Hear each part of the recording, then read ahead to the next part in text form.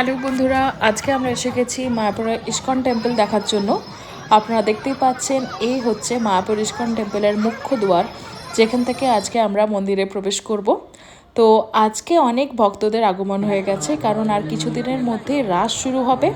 তো তাই ভক্তরা অলরেডি এখানে আসতে শুরু করেছেন, তাই ভিড়টা আজকে একটু বেশি। তো আপনারা যারা আসবার জন্য প্ল্যানিং করছেন, আগের থেকেই টিকিট বুকিং করে আসবেন, নাহলে এখানে ঘর পাওয়াটা একটু মুশকিল হতে পারে।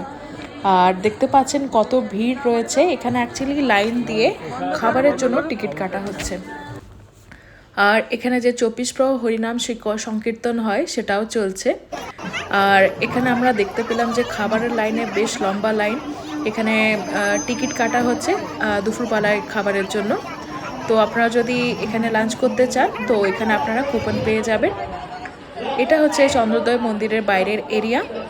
আর আমাদের যে বড় বৈদিক প্ল্যানেটোরিয়ামটা স্টার্ট হয়েছে, এই যে আপনারা দেখতেই পাচ্ছেন, এই বৈদিক প্ল্যানেটোরিয়ামটা ওপেন হয়ে গেছে, কিন্তু এখানে এখনও কোনো বিগ্রহ রাখা হয়নি। তো আপনারা যদি ঘুরতে চান ঘুরতে পারেন। এখানে সামান্যতম টিকিট মূল্যেই আপনারা মন্দিরটির ভেতরে প্রবেশ করতে পারবেন। তো আমরা যেরকম জানি যে মায়াপুর মন্দিরের ভেতরে কোনো রকমের মোবাইল অ্যালাউ নয়। তো আমি আপনাকে শ্রীকৃষ্ণ আর রাধার যে দর্শন হয় সেই দর্শন আপনাদেরকে করাতে পারছি না, বাইরে থেকেই আপনাদেরকে আমরা দেখিয়ে দিচ্ছি। আর এখানে কিছু ছোট ছোট শপিং মার্কেটের মতো তৈরি করা হয়েছে, যেখানে আপনারা বাড়ির জন্য জিনিসপত্র নিয়ে যেতে পারেন। ভগবানের মূর্তি রয়েছে বিভিন্ন রকমের, আর বই রয়েছে, আর রয়েছে প্রসাদ। তো আপনারা যদি এখান থেকে ইস্কন থেকে নিজের পছন্দ মতো গিফট দিতে চান, তা এখান থেকে কিনে নিয়ে যেতে পারেন। আপনারা দেখতেই পাচ্ছেন এখানে সুন্দর সুন্দর বই রয়েছে। তারপরে ইস্কনের বিখ্যাত